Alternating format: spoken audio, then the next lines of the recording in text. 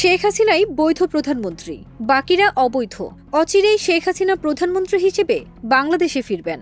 ঢাকা বিমানবন্দর থেকে তাকে স্যালুট করে নিয়ে যেতে হবে বলে মন্তব্য করেছেন ভারতের বিজেপি নেতা শুভেন্দু অধিকারী। 10 ডিসেম্বর এক বিক্ষোভ সমাবেশে তিনি একথা বলেন। হাসিনা ওয়াজেদ বৈধ প্রধানমন্ত্রী, এরা অবৈধ।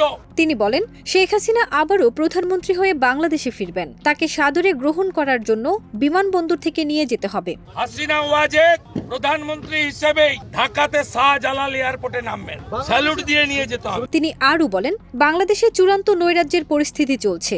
বেছে বেছে হিন্দুদের উপর হামলা করা হচ্ছে। হিন্দুদের মন্দির, দোকান, ঘরবাড়ি ভেঙে দেওয়া হচ্ছে।